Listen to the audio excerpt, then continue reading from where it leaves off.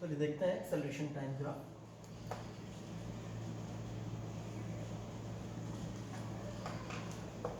अब बेसिक बातें तो हमें ग्राफ के बारे में पता ही है, तो बिल्कुल उसी तरह से इसको भी हैंडल करना है हमारे को।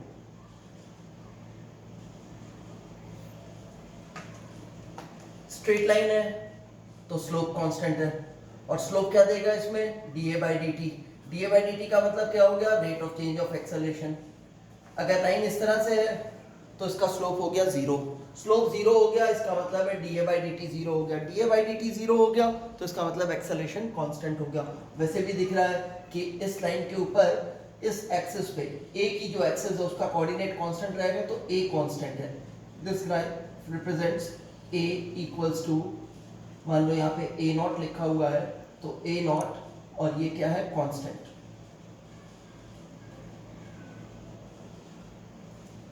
अगर ग्राफ लाइन इस तरह से बनी हुई है हमारे पास, तो इसमें भी स्ट्रेट लाइन है, स्लोप तो कांस्टेंट ही है, पर स्लोप इसका इनफाइनाइट है। तो इस ग्राफ लाइन के लिए एक्सेलरेशन क्या हो गया, a इक्वल्स टू इन्फिनिटी। ये ग्राफ लाइन प्रैक्टिकली पॉसिबल नहीं है, क्योंकि कोई भी बॉडी इनफाइनाइट एक्सेलरेशन नहीं रख सकती है। इसी टाइम पे से t1 पे इसके पास जीरो एक्सेलरेशन भी है, इसके पास ये एक्सेलरेशन भी है, इसके पास ये वाला एक्सेलरेशन भी है, ये वाला एक्सेलरेशन भी है। एक ही टाइम पे एक से ज्यादा एक्सेलरेशन बॉडी के हो नहीं सकते हैं, तो प्रैक्टिकली ये ग्राफ जो है इम्पॉसिबल है। इस तरह से प्रेजेंट है तो अगेन स्ट्रेट लाइन है तो एक्सेलरेशन कांस्टेंट तो हुआ ही। a equals to constant, sorry acceleration नहीं, d a by d t constant हुआ, मैंने एक्सेलरेशन कांस्टेंट बोल दिया। एक्सेलरेशन कांस्टेंट हुआ और एक्सेलरेशन बढ़ रहा है, तो acceleration is increasing with constant rate. D a by d t equals to constant हो गया, और ये कांस्टेंट कैसा हो गया, एंड इज पॉजिटिव, यानी कि acceleration is increasing at a constant rate. पहले एक्सेलरेशन कम था, उससे कुछ बढ़ गया, फिर कुछ और बढ़ गया, फिर कुछ और बढ़ गया। हर इक्वल इंटरवल ऑफ टाइम में इक्वल अमाउंट से एक्सेलरेशन बढ़ेगा। अगर पहले एक सेकंड में 2 मीटर पर सेकंड स्क्वायर बढ़ा है, तो दूसरे एक सेकंड में भी 2 मीटर पर सेकंड स्क्वायर ही बढ़ेगा, तीसरे एक सेकंड में भी 2 मीटर पर सेकंड स्क्वायर ही बढ़ेगा, क्योंकि स्लोप कांस्टेंट है, D by d t constant है। ठीक है, अगर एक्सेलरेशन टाइम ग्राफ हमारे पास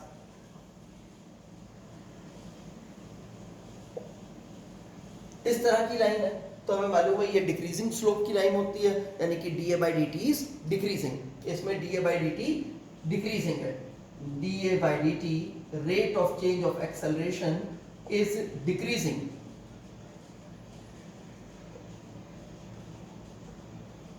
ठीक है, एक्सेलरेशन इंक्रीज कर रहा है पर उसका रेट ऑफ चेंज जो है वो डिक्रीज कर रहा है, यानी कि पहले टी टाइम में एक्सेलरेशन अगर बढ़ता है ए से, तो अगले टी टाइम में ए से कम वैल्यू से उसमें इंक्रीमेंट आएगा, और उसके अगले टी टाइम में उससे भी कम वैल्यू से इंक्रीमेंट आएगा, पर वो इंक्रीज कर रहा है। ठीक है, तो रेट जो है एक्सेलरेशन के इंक्रीज का वो डिक्रीज कर रहा है।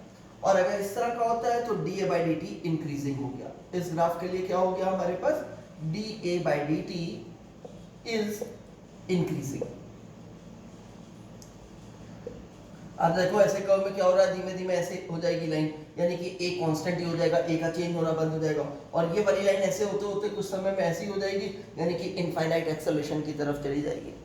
अब हम देखते हैं कि एक्सेलरेशन टाइम ग्राफ पे एरिया क्या चीज देती है। तो एक्सेलरेशन टाइम ग्राफ पे एरिया जो है वो चेंज ऑफ वेलोसिटी देता है। इसका मतलब है अगर ये ग्राफ बना हुआ है मेरे पास,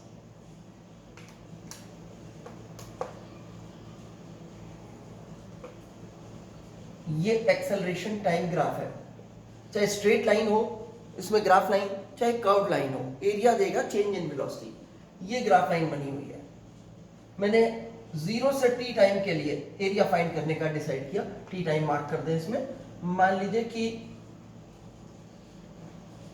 यहां पे टाइम जो है वो टी है, ये तो 0 है ही, तो अगर मैं ये वाला एरिया फाइंड आउट करूंगा, दिस एरिया, यानी कि ग्राफ लाइन और टाइम एक्सिस के बीच में area with t changing from 0 to t, ठीक है। तो ये वाला एरिया क्या देगा मेरे को, जो भी वेलोसिटी यहां पे थी, यानी कि वेलोसिटी एट टी मान लेते हैं vt, और यहां पे जो वेलोसिटी थी v नॉट, यानी कि velocity at t equals to 0, उन दोनों का डिफरेंस देगा। ये वाला एरिया क्या देगा मेरे को, vt माइनस v नॉट। ठीक है। अगर मैंने यही एरिया मान लो यहां से t डैश से t तक का लिया होता, ये बना दिया मैंने, ये वाला एरिया लिया होता मैंने t डैश से t तक का, ये वाला एरिया, तो यहां पे जो वेलोसिटी होती सपोज v डैश, तो मुझे ये वाला एरिया क्या चीज देता, ये मेरे को देता vt माइनस v डैश। तो एरिया जो है एक्सेलरेशन टाइम ग्राफ पे वो हमें चेंज इन वेलोसिटी देता है।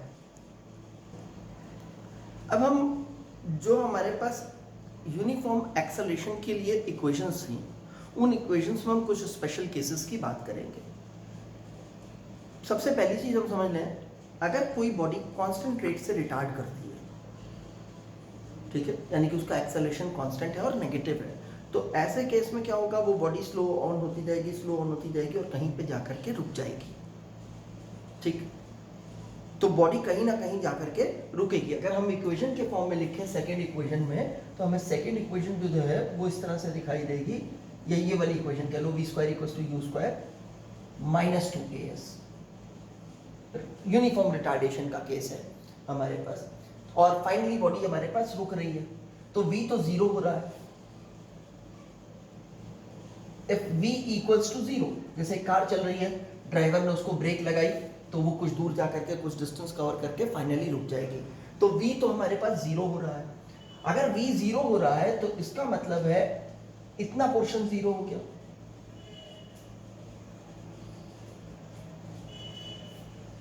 u square minus 2as equals to 0 हो गया।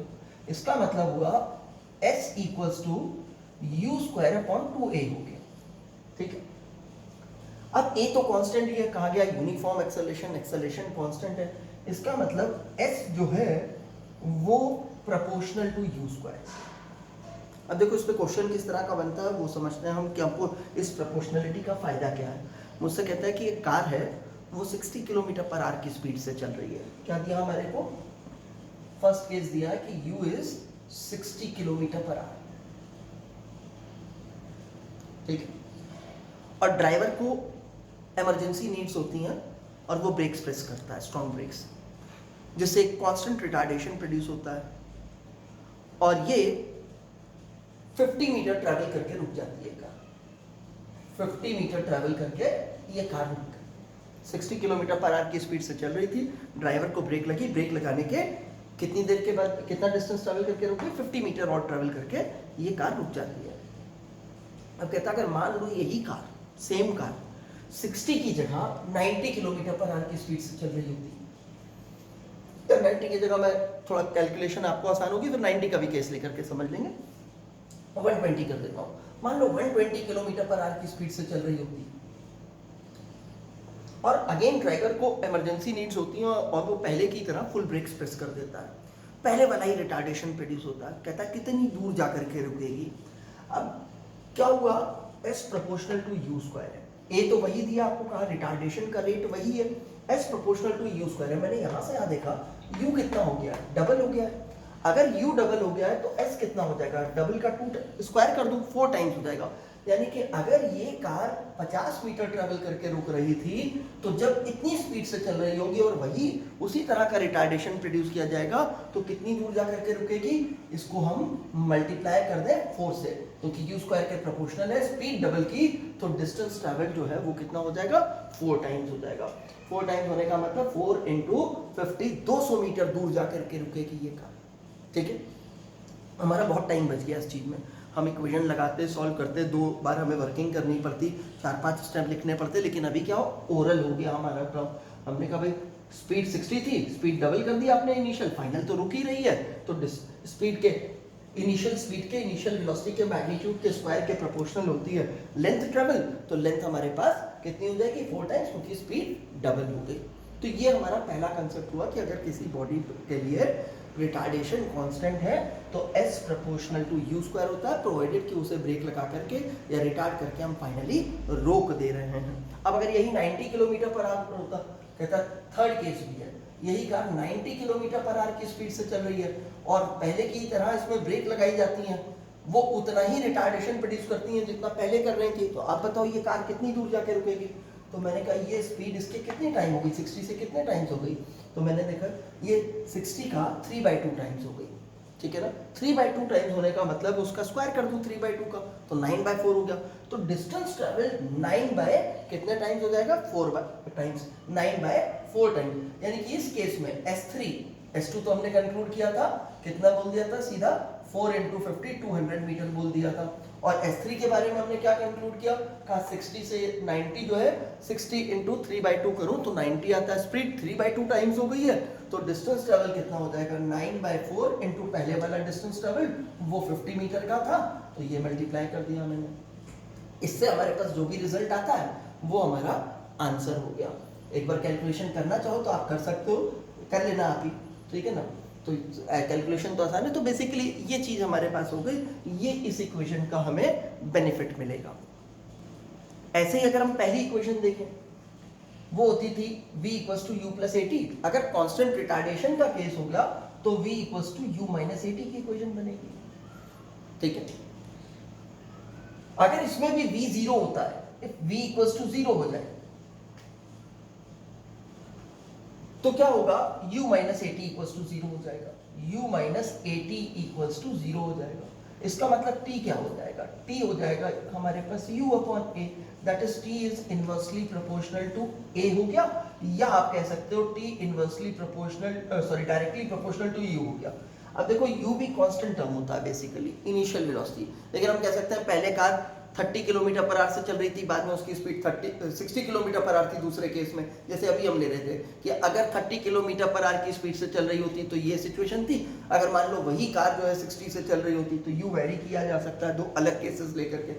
ए भी वेरी किया जा सकता है, कहा कार यू सेम कर दिया हमने कहा कार 60 किलोमीटर पर आवर की स्पीड से चल रही है, ड्राइवर ने ब्रेक्स लगाई, 2 मीटर पर सेकंड स्क्वायर का रिटार्डेशन प्रोड्यूस हुआ। एक दूसरा केस लिया, कहा चल तो उसी स्पीड 60 किलोमीटर पर आवर से रही है, लेकिन ड्राइवर ने जो ब्रेक लगाई वो retardation 4 metre per second square का प्रोड्यूस होता है। तो हम दोनों में से कोई एक चीज वेरिएबल हमारे को क्वेश्चंस में मिलेगी, तो हम इसके अकॉर्डिंगली कंक्लूड करेंगे। जैसे मान लो मुझसे कहा गया एक कार है, वो 30 किलोमीटर पर आवर की स्पीड से चल रही है, car is moving at a speed of 30 kilometre per hour. Driver को इमरजेंसी नीड्स होती हैं और वो ब्रेक्स लगा देता है, कार 10 सेकंड के बाद रुकती है। v = 0 आफ्टर 10 सेकेंड, ठीक है। अब ये कहता है मान लो यही कार 60 किलोमीटर पर आवर की स्पीड से चल रही होती, देखो यू वेरी करा रहा है, यू चेंज करा रहा है, हमें कह रहा है कि 30 की जगह अगर मान लो 60 से चल रही होती, तो सेकंड केस आया अगर यही कार जो है वो 60 किलोमीटर पर आवर से चल रही होती और ड्राइवर को फिर इमरजेंसी नीड होती और वो फिर से ब्रेक लगाता और वो ब्रेक वही रिटार्डेशन प्रोड्यूस करती जो इस फर्स्ट केस में हुआ था, तो ये कार कितनी देर के बाद रुकेगी, v = 0 आफ्टर t = कितना होगा। तो अब हमने कहा कि भाई v तो 0 ही हो रहा है, t किसके ऊपर डिपेंड कर रहा है, डायरेक्टली प्रोपोर्शनल टू u है। अगर आपने स्पीड डबल कर दी है तो टाइम भी डबल हो जाएगा, ये 10 सेकंड में रुक रही थी तो ये जाकर के 20 सेकंड के बाद रुकेगी, ठीक है। क्लियर है ये चीज। इसी तरह कह रहा है एक और केस लेते हैं, कहता है एक कार यू है वो 60 किलोमीटर पर आवर की स्पीड से चल रही है, ड्राइवर को इमरजेंसी नीड्स होती हैं, वो इमरजेंसी नीड के अकॉर्डिंगली ब्रेक प्रेस करता है, ब्रेक कांस्टेंट रिटार्डेशन प्रोड्यूस करती है सपोज ए मैग्नीट्यूड का, और ये कार जो है 10 सेकंड के बाद रुक जाती है। एक्सेलरेशन क्या हो गया फर्स्ट केस का हमारे पास -a हो गया, और ये कहता है कि ये कार जो है वो रुक जाती है 10 सेकंड के बाद।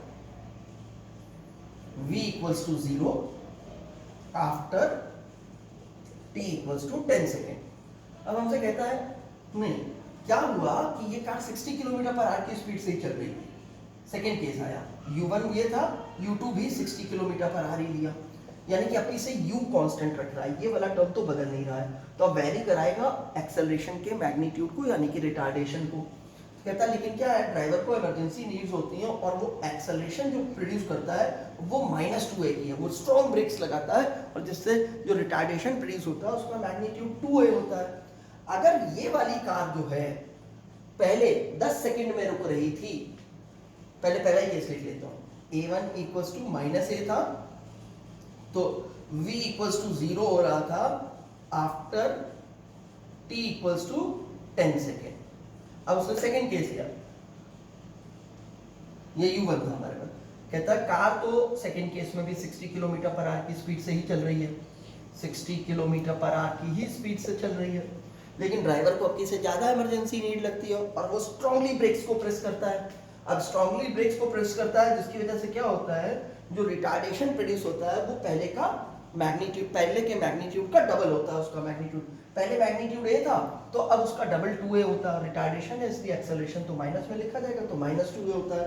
तो कहता अब बताओ कार कितनी देर के बाद रुक जाएगी, v equals to 0 after t equals to कितना टाइम।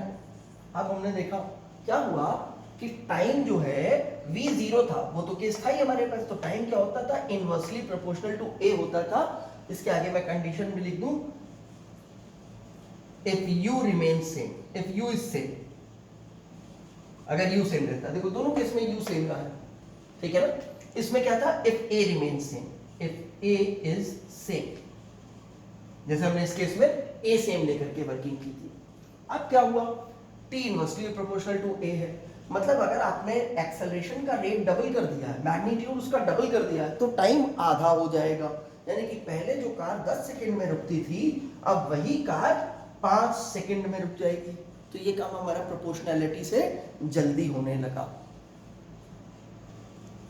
ठीक है, ये केस क्लियर हुआ। तो अब नेक्स्ट चीज समझते हैं, इंपॉर्टेंट बात हमारी वो क्या कहता है कि इंपॉर्टेंट बात में क्या है, कंडीशन ऐसी है कि बॉडी जो है वो कांस्टेंट रेट से रिटार्ड करती है, रिटार्ड करते करते मोमेंटरी रेस्ट पे आती है और फिर वापस अपना पाथ रिट्रेस करती है। ठीक है, एक बॉडी है वो कांस्टेंट रेट से रिटार्ड करती है, मोमेंटरी रेस्ट पे आती है, यानी कि एक स्मॉल नेग्लिजिबल स्मॉल इंटरवल जिसे आप एक इंस्टेंट की तरह ट्रीट कर सकोगे, रेस्ट पे आती है और उसके बाद अपना पाथ रिट्रेस करती है, यानी कि वापस लौटने लगती है। एग्जांपल के लिए एक बॉल ऊपर थ्रो कर दी, ऊपर जा रही है तो कांस्टेंट रेट से रिटार्ड कर रही है, रिटार्ड कर रही है, रिटार्ड कर रही है, ऊपर जाके बॉल की वेलोसिटी 0 हो गई। 0 होने के बाद क्या वहीं रुकी रह जाएगी बॉल? नहीं, अब वो वापस फॉल करने लगी, यानी कि जिस लाइन में गई थी अब उसी लाइन में वापस आ रही है, तो हम कह रहे हैं पाथ रिट्रेस करती है। ऐसा केस है हमारे पास, और कांस्टेंट रिटार्ड की थी, रेस्ट पे आई, और अब वही जो रिटार्डेशन था उस वो फोर्स या वो रिटार्डेशन अभी भी एक्ट करता है, तो वो क्या करता है, डायरेक्शन ऑफ वेलोसिटी रिवर्स कर देता है और अब बॉडी जो है एक्सेलरेट होने लगती है, यानी कि ऑपोजिट डायरेक्शन में मूव करने लगती है, पाथ रिट्रेस करती है। तो ऐसे केस में हम कुछ चीजें जानना चाहते हैं। पहली चीज क्या है, velocity t second before it stops, velocity v t second before it stops की बात होगा। जैसे मैंने कहा बॉल को मैंने 100 मीटर पर सेकेंड की स्पीड से ऊपर थ्रो कर दिया, रुकने से 2 सेकेंड पहले, तो t सेकेंड बिफोर स्टॉप क्या होगा, 2 सेकेंड पहले, रुकने से 3 सेकेंड पहले, यानी कि 7वें सेकंड की बात हो, सॉरी 100 मीटर पर सेकंड से किया था तो कहीं ना कहीं तो रुकना था, तो रुकने से 3 सेकंड पहले, ऐसी चीज हम बात कर रहे हैं t सेकंड, या रुकने से t को 1 सेकंड कर दो, रुकने से 1 सेकंड पहले उसकी स्पीड कितनी थी, हमसे ऐसा पूछता है, रुकने से t सेकंड पहले v t second before it stop equals to कितना होगा, वेलोसिटी कितनी होगी। जैसे मैंने कहा बॉल को 100 मीटर पर सेकंड से थ्रो कर दिया, तो रुकने से 3 सेकंड पहले, मोमेंटरी रेस्ट पे आने से 3 सेकंड पहले उसकी स्पीड कितनी थी, या मैं कहूँ रुकने से 2 सेकंड पहले उसकी स्पीड कितनी थी, या रुकने से 1 सेकंड पहले उसकी स्पीड कितनी थी। ऐसा क्वेश्चन हुआ तो वो मैंने 1 सेकंड है कि 2 सेकंड है कि 3 सेकंड है, उसे t सेकंड कह दिया, कुछ भी हो सकता है वो t सेकंड। तो कह रहा है v t second before it stops equals to v t second after it starts returning, v t second after it starts returning. Speed की बात की है मैंने, वेलोसिटी की बात होगी तो ये वेलोसिटी अगर प्लस में होगी तो ये वाली माइनस में हो जाएगी, ये माइनस में होगी तो ये प्लस में हो जाएगी, क्योंकि जब जैसे मैंने बॉल का एग्जांपल लिया, ऊपर जा रही है तो रुकने से 3 सेकंड पहले उसकी वेलोसिटी किधर थी, ऊपर थी, अब ऊपर चली गई, मोमेंट्री रेस्ट आई, अब वापस लौटने लगी। लौटना जब शुरू करेगी उसके 3 सेकंड के बाद, T second after it starts returning, रुकने के 3 सेकंड के बाद, टी सेकंड के बाद जब वापस लौटनी शुरू करेगी तो फिर जब वहां पे पहुंचेगी तो उसकी स्पीड किस तरफ होगी, नीचे डायरेक्टेड होगी। यहां से मैंने बॉल को थ्रो किया, मान लो ऐसे अपवर्ड, ठीक है, ये वो पॉइंट है जहां पे बॉल पहुंचेगी T seconds before it stops, यानी कि यहां से अगर मान लो यहां पे जाके वेलोसिटी 0 हो रही है तो यहां से यहां तक जाने का मैं टाइम कह रहा हूं टी सेकंड है और यहां पे स्पीड पहुंच रहा हूं, तो मैं कह रहा हूं जब ये यहां जाकर के v 0 पर लौटने लगेगी तो लौटने पे टी सेकंड के बाद ये वापस उसी पॉइंट पे आएगा। इसका मतलब अगर यहां से यहां जाने का टाइम टी सेकंड का है तो यहां से यहां आने का टाइम भी टी सेकंड होगा। पहली चीज तो ये हो गई हमारे पास कि 3 सेकंड में जितनी ऊपर गई थी, रुकने से आखिरी के 3 सेकंड है, ये रुकने से पहले के आखिरी 3 सेकंड है, तो लौटने के पहले 3 सेकंड में भी वो उतना ही डिस्टेंस कवर करेगी। एक फैक्ट ये हो गया, और दूसरा v की बात हो रही है तो स्पीड की, तो स्पीड भी इक्वल होगी, बस डायरेक्शन ऑपोजिट होगी। इस केस में अपवर्ड होगी और इस केस में डाउनवर्ड होगी वो स्पीड, और वो होगी कितनी, वो होगी a इंटू टी। a उस एक्सेलरेशन या रिटार्डेशन का मैग्नीट्यूड है, ठीक है। जैसे फॉर एग्जांपल यहीं पे ले लीजिए, मैंने बॉल को कहा, मैंने थ्रो कर दिया है बॉल को 100 मीटर पर सेकेंड,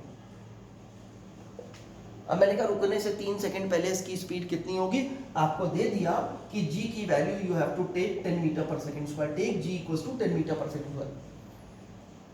तो रुकने से मोमेंट्री रेस्ट पे हाईएस्ट पॉइंट पे पहुंचने से 3 सेकंड पहले इसकी वेलोसिटी कितनी होगी, तो बड़ा सिंपल सा टाइम हो गया, इसका मैग्नीट्यूड लेना है, एक्सेलरेशन का magnitude 10 metre per second square हो गया, और टाइम कितना लेता है, रुकने से 3 सेकंड पहले, तो 3 सेकंड ले लिया मैंने, ये 3 सेकंड, तो कितनी आ गई मेरे पास स्पीड, ये स्पीड मेरे पास आ गई 30 मीटर पर सेकंड की, this is equals to 30 metre per second, यानी कि रुकने से 3 सेकंड पहले इसकी स्पीड 30 मीटर पर सेकंड थी। अब मान लो मुझसे कहता है कि मैंने बॉल को 100 से नहीं थ्रो किया, 200 मीटर पर सेकंड की स्पीड से थ्रो किया, 200 से नहीं थ्रो किया, 50 मीटर पर सेकंड की स्पीड से, 70 मीटर ले लेता हूँ, 70 मीटर पर सेकंड की स्पीड से थ्रो किया। अब बताओ रुकने से 3 सेकंड पहले, हाईएस्ट पॉइंट पे पहुंचने से 3 सेकंड पहले कितनी स्पीड हो जाएगी। बड़ा इंटरेस्टिंग फैक्ट है। क्या मैंने इसको फाइंड करने के लिए यूज किया 100? नहीं यूज किया। क्या यूज किया मैंने, एक इंफॉर्मेशन थी आखिरी के अपवर्ड मोशन के आखिरी 3 सेकंड, हाईएस्ट पॉइंट पे पहुंचने से पहले के 3 सेकंड, ठीक है ना, अपवर्ड मोशन के आखिरी 3 सेकंड, रुकने से 3 सेकंड पहले की बात, अभी भी रुकने से 3 सेकंड की पहले की बात है, इसमें भी रुकने से 3 सेकंड पहले की बात है, तो ये स्पीड मैटर ही नहीं कर रही है मेरे को कितनी है जब इसमें नहीं यूज हुआ, क्योंकि अभी भी मेरे लिए क्या आएगा, मुझे a यूज करना है, a कितना है वो वही है g आपके पास, t यूज करना है वो वही है 3 सेकंड। तो इन सारों केसेस में ये रुकने के अपवर्ड मोशन के आखिरी 3 सेकंड, यानी कि 3 second before it stops, 3 second before it stop, इसकी स्पीड कितनी होगी, वो होगी 30 metre per second. 3 second before this ball stops, इसकी स्पीड कितनी होगी, इसकी भी 30 metre per second. 3 second before this ball stops, इसकी स्पीड कितनी होगी, वो भी 30 मीटर पर सेकंड। पर ऐसा ना हो कि 3 सेकंड का उसका मोशन ही ना हो, मतलब 20 मीटर पर सेकंड, रुकने से 3 सेकंड, 2 सेकंड में तो ये रुक ही जाएगी 20 मीटर पर सेकंड से, तो इसके लिए मत अप्लाई करने की कोशिश कीजिएगा, क्वेश्चन आपसे पूछेगा नहीं ये चीज, इसमें तो 3 सेकंड का केस ही नहीं आएगा। अगर 3 सेकंड लग रहे हैं उसे ऊपर पहुंचने में, तो फिर आपके लिए केस जस्टिफाइड हो जाएगा और आप इस तरह से निकाल सकते हैं। जैसे ये हो गया अब हमारे पास v t second before stops equals to v t second after it starts returning equals to at। ऐसा ही इसमें एक केस और है,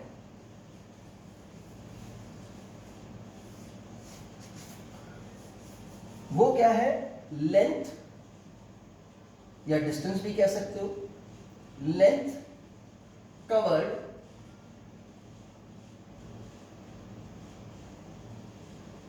in last 3 seconds या in last t seconds before it stops।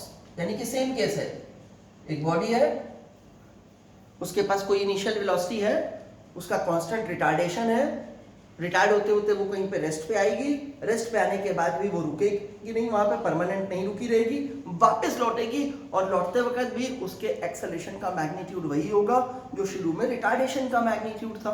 तो उस केस का ही केस है हमारे पास। तो इसमें क्या है, length covered in last t second before it stops equals to length covered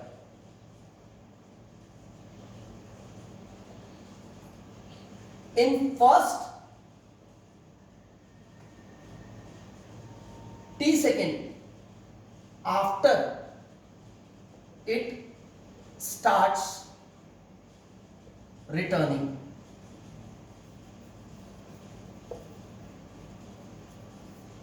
जैसे बॉल को अपवर्ड थ्रो किया मैंने,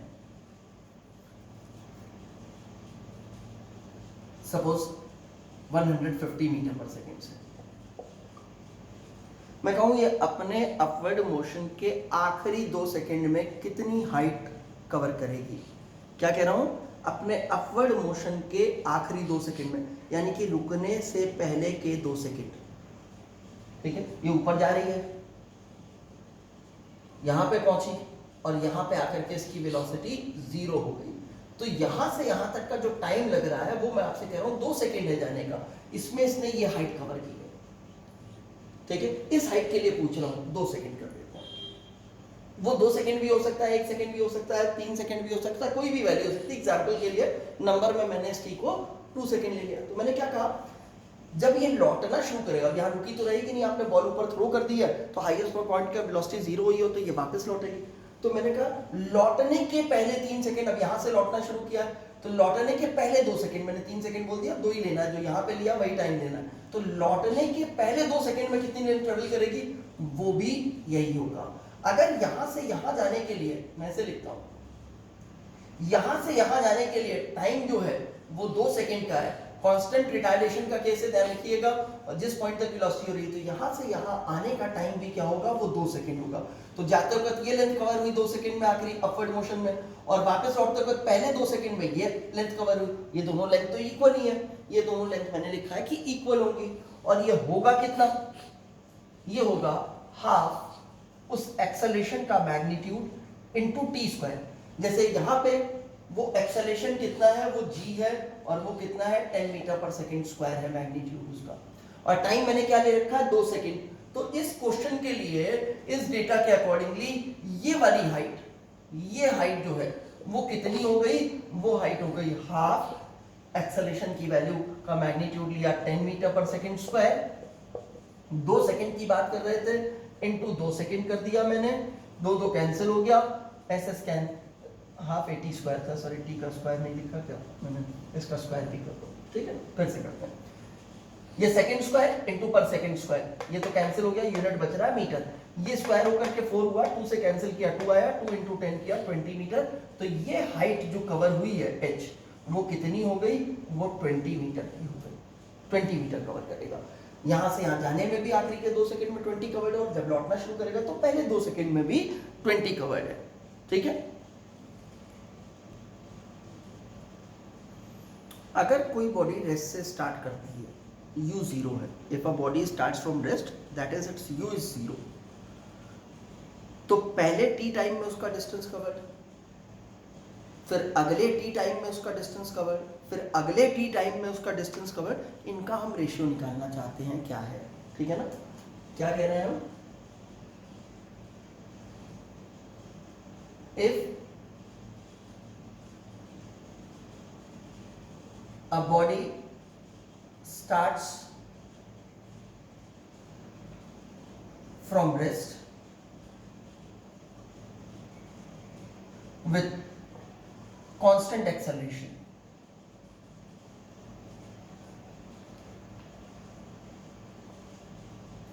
then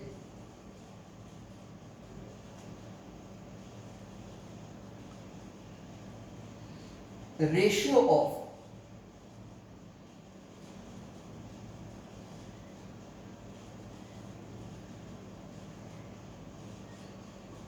distances covered by it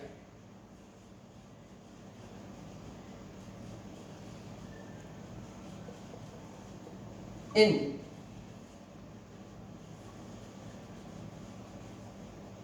first t second, comma second t second, comma third t second, and so on equals to कितना होगा वो हम देखना चाहते हैं। तो देखो इसके लिए हम क्या करेंगे, तो हम मान लेते हैं ये तो हमारा क्वेश्चन हो गया, ये ब्लैंक है जो हमें फिलअप करना है। अब हम मान लेते हैं कि वो एक्सेलरेशन सपोज ए है, ठीक है, let the acceleration be A.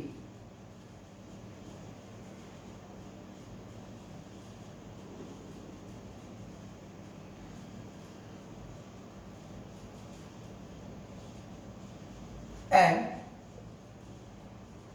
S1, S2, S3, so on are the respective distances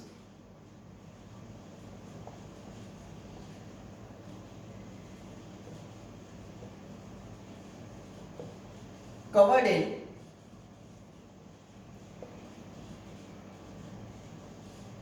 first t second, second t second, third t second and so on. तो चलिए S1 निकाल करके देखते हैं क्या हुआ। S1 पहले t सेकेंड का कवर्ड डिस्टेंस है, फर्स्ट t सेकेंड यानी कि पहले t टाइम में कवर्ड। अब ऐसे मानो यहां से बॉडी स्टार्ट होती है t इक्वल्स टू 0, O से वो A पे पहुंच जाती है t इक्वल्स टू t पे। तो ये लेंथ यहां से यहां तक की S1 हो गई, पहले t सेकेंड में कवर्ड डिस्टेंस। फिर A से पहुंचती है वो B पे, यहां पे टाइम की वैल्यू हो जाती है 2t, t से लेके 2t तक दूसरे t सेकेंड का इंटरवल आ गया। ये लेंथ हमने जो कही है वो कहा आपसे S2 मान लो। फिर मान लो ये C पे पहुंच जाती है, कब? t इक्वल्स टू 3t पे, जब टाइम की वैल्यू 3t होती है तब पहुंचती है यहाँ। और ये वाली लेंथ आपको कहा है जो है वो S3 है, यहां से यहां तक का जो टाइम है वो तीसरा t सेकेंड है, एंड सो ऑन। तो हमें इनका रेशियो निकालना है। तो ऐसे क्वेश्चन में हम क्या करते हैं, पहले तो S1 डायरेक्टली निकालते हैं। u 0 है, s equals to ut plus half at square की इक्वेशन होती थी। u 0 है तो ut का टर्म 0 हो गया, s equals to half at square आया, हाफ लिखा। एक्सेलरेशन हमने a माना था, टाइम t था यहां से यहां तक आने का, तो हमने ये वाली लेंथ निकाल दी कि s1 equals to half at square होगा। फिर हम अगले स्टेप में क्या करते हैं, s2 नहीं निकालते हैं। s2 की जगह हम क्या निकालते हैं, यहां से यहां तक की टोटल लेंथ निकाल देते हैं, s1 प्लस s2। अब s1 प्लस s2 कैसे निकलेगा, s1 प्लस s2, फिर हम यहीं से स्टार्ट कर रहे हैं। तो यहाँ पे वेलोसिटी कितनी थी, इनिशियल वेलोसिटी 0 थी, t इक्वल्स टू 0 पे वेलोसिटी 0 दी थी का, तो बॉडी स्टार्ट्स फ्रॉम रेस्ट, तो यहाँ पे वेलोसिटी 0 थी। तो इसके लिए भी जो फॉर्मूला लगेगा उसका फॉर्म तो वही होगा, s equals to half at square. तो s कितना हो गया यहाँ से यहाँ तक में, s1 प्लस s2 हो गया, हाफ a हो गया, हमने एक्सेलरेशन ही माना था। लेकिन यहाँ से यहाँ तक का टाइम कितना हो गया, तो ये हो गया यहाँ से यहाँ तक का टाइम 2t, तो 2t का स्क्वायर किया हमने, ठीक है। तो ये लेंथ कितनी आ गई, ये मेरे पास 4 आएगा, तो मेरे पास आ गया 4 इंटू हाफ at स्क्वायर। मैंने जानबूझ के 2 से 4 कैंसिल नहीं किया है क्योंकि इसमें भी हाफ at स्क्वायर है, मैं हर टर्म में हाफ at स्क्वायर बचा के रखूंगा।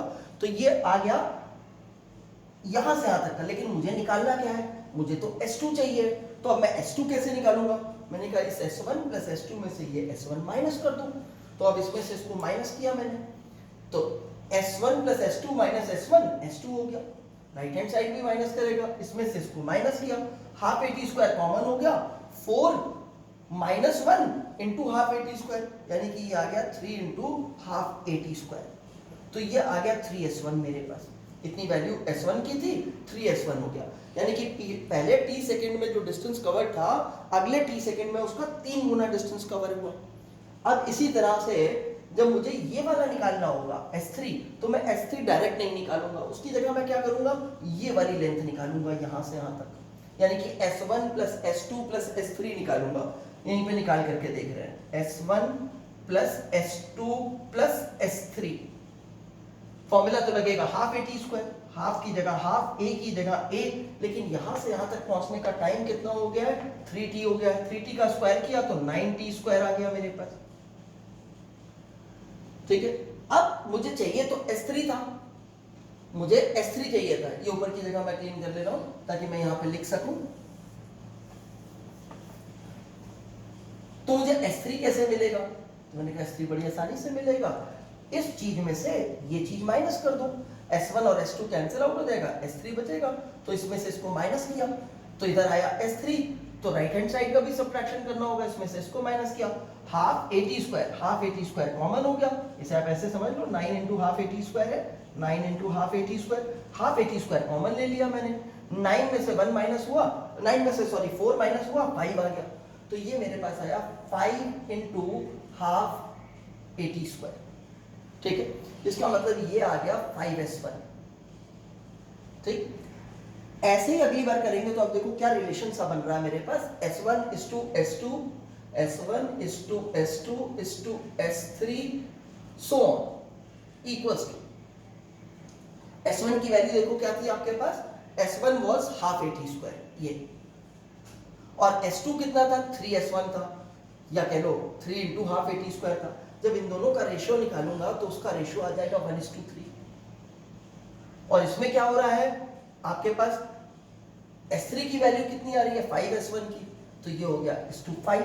अगला लिखोगे इसी तरह से, अगर मैं सीक्वेंस चला दूं तो ये 7:9:11।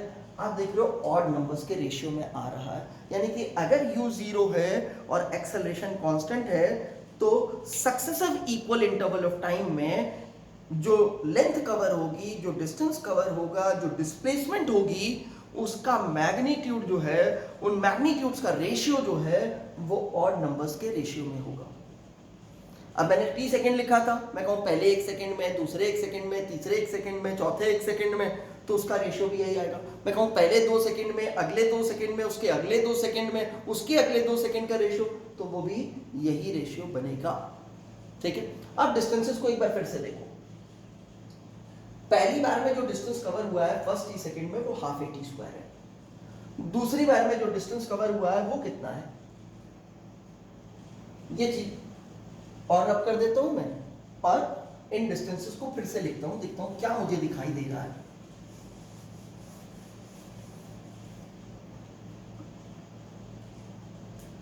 s1 आया है हाफ ए टी स्क्वायर, ठीक है, s2 कितना आया, s2 मैंने कंक्लूड किया है, कितना कंक्लूड किया है, 3 into half A T square, 3 into half A T square, उसको मैंने ऐसे लिखा, half A T square plus A T square लिख सकता हूं इस तरह से, half A T square plus A T square, इसको ऐड कर दोगे, ये 3 इसमें मल्टीप्लाई कर दो, 3/2 है, यहाँ ऐड कर दो तो भी 3/2 ए टी स्क्वायर है। अब इसी तरह से मैं s3 को भी लिख के देखता हूँ। देखिएगा, लिखने का मेरा पर्पस है इस तरह से कि मुझे एक अच्छा रिलेशनशिप, मैथमेटिकल रिलेशनशिप दिखाई देगा। मैंने कहा मैं s3 भी लिखता हूँ, s3 कितना था, 5/2 ए टी स्क्वायर, ये था 5/2 ए टी स्क्वायर, इसको भी मैंने कहा मैं ऐसे लिखता हूँ, half A T square plus 2 A T square. अब आप देखो s1, s2, s3, ऐसे s4 भी चाहो तो निकाल लो, एंड सो ऑन। ये सीक्वेंस जो है वो AP है, जिसका पहला टर्म सपोज कैपिटल A से डिनोट करता हूं, वो A है, और वो उसका मतलब क्या है, हाफ ए टी स्क्वायर। तो दूसरा टर्म क्या होना चाहिए था, A प्लस D होना चाहिए था, A प्लस डी होना चाहिए था, तो ये आपको ए मिल रहा है और ये एपी का कॉमन डिफरेंस डी मिल रहा है, तो ये ए प्लस डी का फॉर्म हो गया। ये तीसरा टर्म है, तो तीसरा टर्म एपी का क्या होना चाहिए था, ए प्लस टू डी। आप देखो ये तो ए हो गया आपके पास और ये वाला टर्म क्या हो गया, अगर ये डी होता था तो ये 2d हो गया, यानी कि ये आपके पास एपी बन गई, ठीक है ना। तो जब आपके पास इनिशियल वेलोसिटी जीरो होगी, एक्सेलरेशन कांस्टेंट होगा, तो सक्सेसिव इंटरवल ऑफ टाइम में जो डिस्टेंसेस कवर्ड होंगे वो एपी में होंगे। उस एपी का कॉमन डिफरेंस क्या होता है, एक्सेलरेशन का मैग्नीट्यूड इनटू जो भी आप सक्सेसिव इंटरवल टाइम की वैल्यू ले रहे हो, एक एक सेकंड का ले रहे हो तो एक सेकंड, दो दो सेकंड का इंटरवल ले रहे हो तो 2 सेकंड, यहाँ पे 3-3 सेकंड का इंटरवल ले रहे हो तो 3-3 सेकंड आ जाएगा आपके पास। ये हो गया हमारे पास। कहा जाता है कि एक बॉल को ग्राउंड से सर्टेन हाइट से रिलीज किया जाता है, रिलीज कर रहे हैं, बॉल हाथ में है, छोड़ देंगे, तो इनिशियल वेलोसिटी कितनी थी, 0 थी, एक्सेलरेशन कितना है, g। कहा गया है जो एक्सेलरेशन है वो कांस्टेंट है g, और उसकी वैल्यू आप g ले लो या 10 मीटर पर सेकंड स्क्वायर ले लो, मैं g लिख दूंगा, g की जो वैल्यू क्वेश्चन में दी गई होगी 9.8 मीटर पर सेकंड स्क्वायर या 10 मीटर पर सेकंड स्क्वायर, वो आप यूज कर लेना। तो इसको हमने सर्टेन हाइट से रिलीज कर दिया ग्राउंड से, यहां से हम रिलीज कर रहे हैं t = 0 पे, ठीक है ना। कहता है सपोज इस पॉइंट का नाम दिया है कि हमारे को a पॉइंट से रिलीज किया, कहता है 1 सेकंड के बाद ये बॉल b पे पहुंच जाती है, यहाँ पे क्या हो गया, टाइम 1 सेकंड हो गया। कहती है 2 सेकंड पे ये बॉल जो है वो यहाँ पे आ जाती है, 3 सेकंड पे ये बॉल इस जगह पे पहुंच जाती है। तो ये हाइट AB h1 हो गई, ये BC मान लो, BC मान लो h2 हो गई, और CD मान लो h3 हो गई। मुझसे कहता है इनका रेशियो क्या है। अब देखो पिछले वाला ही आ गया हमारे पास क्वेश्चन, और इंटरवल कितना हो गया, 1 सेकंड का, यहाँ से यहाँ तक 1 सेकंड था, पहला 1 सेकंड, यहाँ से यहाँ तक का इंटरवल कितना हो गया, एक और 1 सेकंड, दूसरा 1 सेकंड, यहाँ से यहाँ तक का इंटरवल कितना हो गया, ये आ गया मेरे पास फिर 1 सेकंड, ठीक है, तीसरा 1 सेकंड, तो इंटरवल 1 सेकंड का हो गया। तो इनके डिस्टेंसेस का H1:H2:H3 का रेशियो की बात करें, H1:H2:H3, हमने समझा था कि अगर U 0 है, जो कि है यहाँ पे, यहाँ से हमने क्या किया है, U 0 से बॉल को रिलीज किया और एक्सेलरेशन कांस्टेंट हो, तो ऐसे केस में ये डिस्टेंसेस जो कवर्ड होते हैं इनका रेशियो क्या होता है, ऑड नंबर्स का रेशियो होता है। तो ये 1:3:5 का रेशियो आ जाएगा आपके पास, ठीक है।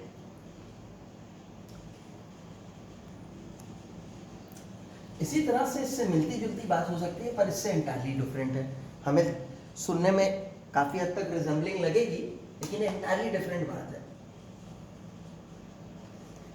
कांस्टेंट एक्सेलरेशन का केस है, मैंने वर्टिकल ड्रॉ कर दिया तो g मान के कर लेते हैं, बाकी g की जगह आपको जो भी a दिया होगा वो यूज कर लीजिएगा।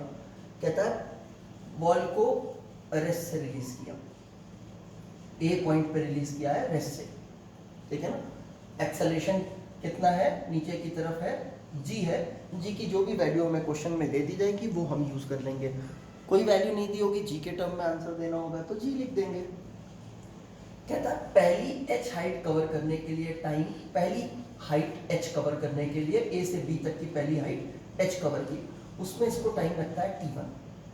फिर दूसरी h हाइट कवर करने के लिए c तक पहुंचता है और फिर h हाइट कवर हो जाती है, b से c आने का टाइम t2 है, और कहता है तीसरी h हाइट कवर करने का टाइम से d पे आकर के कवर हो जाती है, फिर h हाइट c से b तक की हाइट h है, ये t3 है।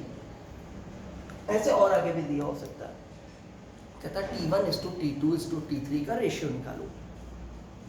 तो सबसे पहले तो हम पहली हाइट के लिए वर्क कर लेते हैं, h = ½ g T1², ठीक है।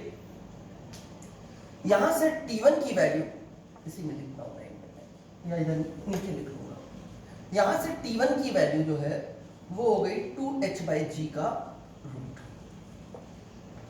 अगली बार हम डायरेक्टली T2 नहीं निकालेंगे, उसकी जगह T1 + T2 निकालेंगे। कहा यहां से रिलीज किया, यहां पहुंचना है, डिस्प्लेसमेंट कितनी हो गई, h plus H 2h। Initial velocity कितनी थी, क्योंकि यहीं से शुरू किया यहां तक आने के लिए, तो इनिशियल वेलोसिटी फिर जीरो हो गई। ए पे वेलोसिटी जीरो लेके चल रहे हैं, u इक्वल्स टू जीरो की बात कर रहे हैं, रेस्ट से रिलीज किया था, तो ut वाला टर्म जीरो हो गया। हाफ at स्क्वायर, a कितना हो गया g, तो हाफ लिख दिया, g लिख दिया, और यहां से यहां तक आने का टाइम t1 प्लस t2 लिख दिया, तो ये t1 प्लस t2 का होल स्क्वायर बन गया हमारे पास।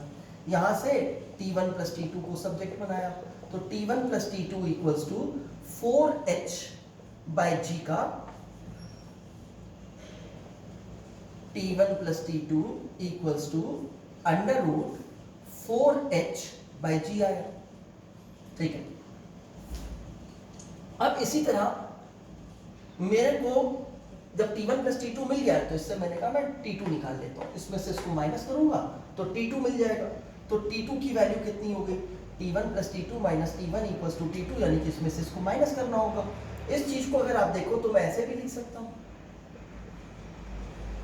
तो 2h बाई जी का रूट तो कॉमन हो जाएगा, 2h बाई जी का रूट कॉमन हो गया मेरे पास। बचा क्या इसकी जगह, रूट 2, और इसकी जगह सब्ट्रैक्ट कर रहे थे, क्या बचा, -1, ये आ गया मेरे पास। तो इतना टाइम लगा। दूसरी h हाइट कवर करने के लिए टाइम ये हो गया।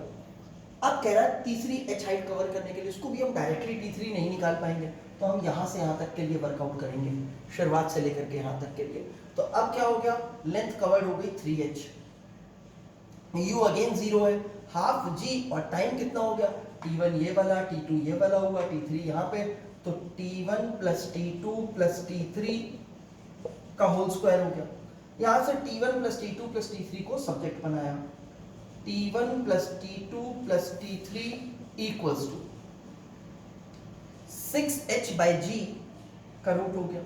ये इसमें मल्टीप्लाई किया, 6h, g नीचे गया, स्क्वायर हटाया तो रूट लगा दिया।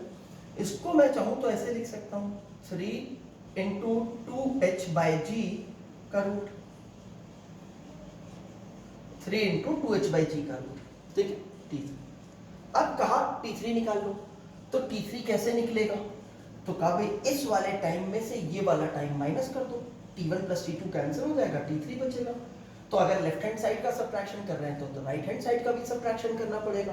तो राइट हैंड साइड का जब सब्ट्रैक्शन करूंगा तो 2h बाई जी का रूट कॉमन हो जाएगा, तो 2h बाई जी का रूट कॉमन ले लिया।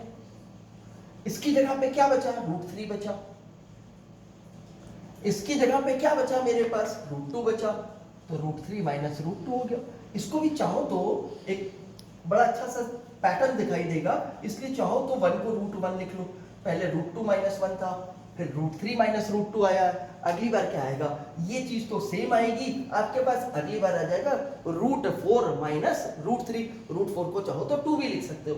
इसी तरह एक और h हाइट ले लूं, यहां से यहां तक मान लो e तक, फिर ये हाइट कवर्ड h होती है, और यहाँ पे टाइम लगता है t4, तो t4 की वैल्यू मैं डायरेक्ट लिख सकता हूँ। t4 की वैल्यू कितनी हो जाएगी, 2h by g under root 4 minus root 3, इसे मैं डायरेक्ट लिख सकता हूँ। अब मुझे रेशियो निकालना है, अगर t1 is to t2 is to t3 and so on, तो ये रेशियो कितना हो जाएगा, जब देखा मैंने तो t1 t2 t3 सभी में 2h बाई जी का रूट आता है, ये टर्म तो कॉमन हो गया, कैंसिल कर दो इसे। इसकी जगह पे बचेगा 1 मेरे पास, कैंसिल होने के बाद ये वाला टर्म, तो इसकी जगह पे आ गया मेरे पास 1। दूसरे की जगह पे क्या बचेगा, ये टर्म कैंसिल हो गया t2 में, तो रूट 2 माइनस रूट 1 या रूट 2 माइनस 1 भी लिख सकते हो, जैसे चाहे आप लिख लो। इसमें याद करना आसान होता है, इसलिए रूट 2 माइनस रूट 1 लिख दिया। इस 2 यहाँ जगह कम है तो नीचे लिख दे रहा हूँ, यहाँ लिखता हूँ इस 2 और यहाँ पे उसकी वैल्यू लिखता हूँ। अगली वैल्यू क्या आएगी, t3 के लिए ये था, ये टर्म तो कैंसिल हो जाएगा, root 3 minus root 2 and so on, ये चलता जाएगा, जो भी आपकी वैल्यूज है आप वो प्लेस कर सकते हो। अब एक और टाइप का क्वेश्चन है जो कई बार आता है हमारे सामने। इस टाइप के क्वेश्चन में क्या होता है, बॉडी रेस्ट से स्टार्ट करती है, उसका कांस्टेंट एक्सेलरेशन होता है, कुछ देर तक वो कांस्टेंट एक्सेलरेशन से चलती है, उसके बाद क्या होता है, या तो कुछ दूर तक कांस्टेंट वेलोसिटी से चलती है और उसके बाद कांस्टेंट रेट से रिटार्ड करके रेस्ट पे आती है, या फिर कुछ देर एक्सेलरेट करने के बाद डायरेक्टली रिटार्ड करती है और रेस्ट पे आती है। ऐसे क्वेश्चंस को हम कैसे सॉल्व करें, देखो इक्वेशन से भी सॉल्व होंगे, लेकिन मैंने आपको कहा था वेलोसिटी टाइम ग्राफ बहुत इंपॉर्टेंट है। ऐसा क्वेश्चन जो है वेलोसिटी टाइम ग्राफ से बड़ी कंफर्टेबली सॉल्व होता है, खासतौर से जब डिस्प्लेसमेंट निकालने वाले टर्म होते हैं हमारे पास, तो उसमें हमारे को वेलोसिटी टाइम ग्राफ बहुत हेल्पफुल होता है। मैं इसके लिए एग्जांपल के लिए दो क्वेश्चन लूंगा। एक क्वेश्चन एक्सेलरेशन से, कांस्टेंट एक्सेलरेशन से चलेगी बॉडी, रेस्ट पे होगी, कांस्टेंट एक्सेलरेशन से मूव करेगी कुछ देर तक, फिर कुछ देर तक रिटार्ड करेगी, कांस्टेंट रिटार्डेशन से रेस्ट पे आएगी, ठीक है। तो उसमें टोटल टाइम हमें गिवन है, हमें डिस्प्लेसमेंट निकालनी है, मैक्सिमम वेलोसिटी पूरी जर्नी में निकालनी है कितनी आई थी। और एक केस वो होगा कि पहले रेस्ट से स्टार्ट होगी, यूनिफॉर्म एक्सेलरेशन से एक्सेलरेट करेगी, उसके बाद कुछ देर कांस्टेंट वेलोसिटी से चलेगी, उसके बाद फिर कांस्टेंट रेट से रिटार्ड करेगी और फाइनली रेस्ट पे आएगी। तो हम दोनों तरह का एक एक क्वेश्चन एग्जाम्पल में देखते हैं कि हम इसे कैसे करेंगे। पहली बार जो क्वेश्चन ले रहा हूँ जिसमें कांस्टेंट वेलोसिटी वाला कोई पार्ट नहीं, कांस्टेंट वेलोसिटी से ट्रेवल कोई पार्ट नहीं है, उसे मैं इक्वेशन से भी सॉल्व करूंगा और ग्राफ से भी। आपको दिखाई देगा कि ग्राफ से सॉल्व करने का कितना बेनिफिट हुआ हमारे को, कितना बड़ा फायदा है, वो ग्राफ से आपको समझ में आएगा। तो हम क्वेश्चन देखते हैं क्या है। देखिए क्वेश्चन क्या है, क्वेश्चन लिखा है, कह रहा है a car starts from rest with constant acceleration alpha, after some time, यानी कि कुछ देर तक वो कांस्टेंट एक्सेलरेशन अल्फा से चलती रही, उसके बाद क्या हुआ, it retards at a constant rate beta. अब रिटार्डेशन होता है उसका कांस्टेंट रेट बीटा से, and finally comes to rest, और फाइनली वो रेस्ट पे आ जाती है। कह रहा है कि अगर इफ टोटल टाइम इलैप्स्ड, यानी कि रेस्ट से रेस्ट तक, जब कार रेस्ट से स्टार्ट हुई उस समय हमने स्टॉप वॉच 0 से ऑन की, कार एक्सेलरेट होती रही, फिर कुछ देर के बाद रिटार्ड हुई और फाइनली रेस्ट पे आई। जब रेस्ट पे आई तो हमने स्टॉप वॉच ऑफ की, तो पूरा जर्नी का जो टाइम लगा वो टोटल टाइम इलैप्स्ड टी है। हमसे कह रहा है दो चीजें फाइंड करने के लिए, एक इस प्रोसेस में कार ने जो अपनी मैक्सिमम वेलोसिटी एक्वायर की है वो, और दूसरी चीज क्या फाइंड करने को कह रहा है, टोटल डिस्टेंस कवर्ड, ठीक है।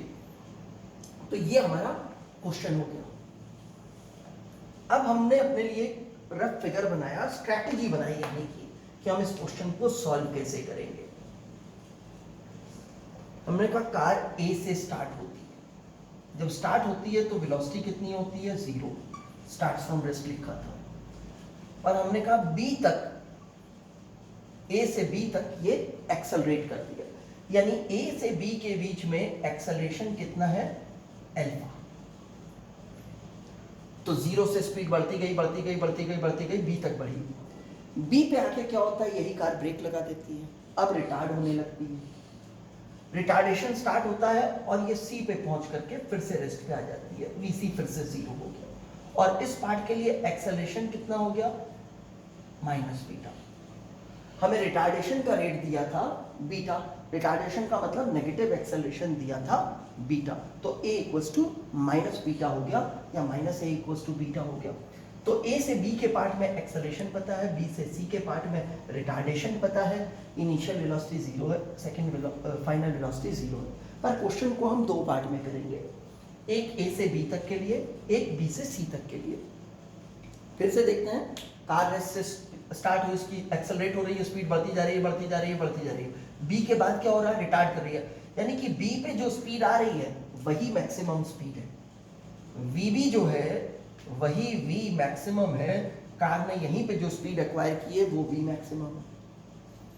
अब a से c तक का टाइम भी दिया गया हमें, यहां से लेकर के time from a to c दिया गया है हमारे को, कितना दिया गया है, t दिया गया, टोटल जर्नी रेस्ट से स्टार्ट हुई फाइनली रेस्ट तक आने में टोटल टाइम t। तो मैंने मान लिया कि let time from a to b, यानी कि जिसमें वो एक्सेलरेट करती है वो t1 है, लेट द टाइम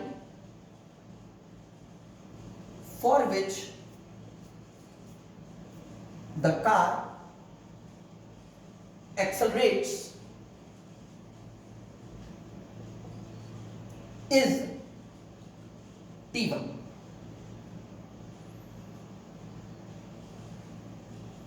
ठीक है, then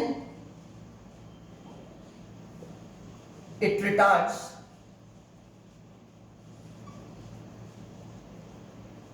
for time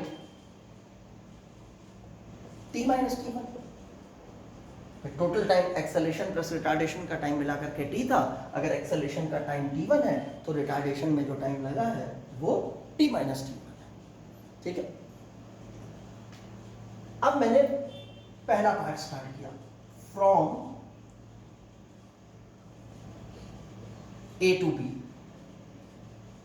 A से B वाले पार्ट के लिए इनिशियल वेलोसिटी A से चल रहे हैं तो A पे जो वेलोसिटी है वो इनिशियल वेलोसिटी हो गई।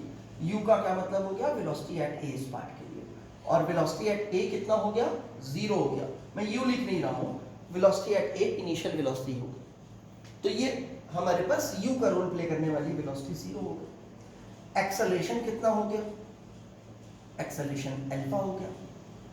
टाइम कितना हो गया, t1 हो गया। फाइनल वेलोसिटी vv कितनी हो गई, मान लिया v मैक्स हो गई, लेकिन हमें पता नहीं है कितनी है। इनफैक्ट हमें t1 भी पता नहीं है कितनी है, लेकिन हमने इन टर्म्स के बीच में यूनिफॉर्म एक्सेलरेशन वाली इक्वेशन सोची कि इनको रिलेट करने वाली यूनिफॉर्म एक्सेलरेशन वाली कौन सी इक्वेशन थी। ये u वाला टर्म है, ये a वाला टर्म है, ये t वाला टर्म है, ये v वाला टर्म है। तो v equals to u plus at होती थी इक्वेशन। तो v equals to u plus at use करते हैं। v की जगह आया v मैक्सिमम यानी कि vb। u plus at, u कितनी जगह v है यानी कि 0, तो उसे लिखने की जरूरत नहीं। a की जगह a, t की जगह t1। ये मेरे पास आया, थोड़ा सा ऊपर लिखता हूं तो एक लाइन और लिखी जाएगी। v equals to alpha v max equals to alpha t1। ये आ गया मेरे पास। इससे मैंने कहा t1 को सब्जेक्ट बना लेता हूं। t1 equals to v max by alpha. मैंने t1 को सब्जेक्ट क्यों बनाया ये समझो। मुझे क्वेश्चन के डेटा में t1 गिवन नहीं है, मैंने अपने से t1 अज्यूम किया, तो मुझे हटाना होगा। इसलिए मैंने t1 को सब्जेक्ट बना लिया कि यानी मेरी अगली जो भी इक्वेशन बने उसमें t1 आए तो t1 को जल्दी से इस वैल्यू से हटा दूं। ना तो t1 मुझे गिवन है, ना t1 मुझसे पूछा है, तो उसको हटाना होगा। मुझे पता v मैक्स भी नहीं है, लेकिन वो तो मुझसे पूछा है, तो उसको मुझे बचा के रखना होगा कि मैं v मैक्स की वैल्यू निकाल सकूं। तो ये मैंने a से b पार्ट में एक इक्वेशन निकाल ली।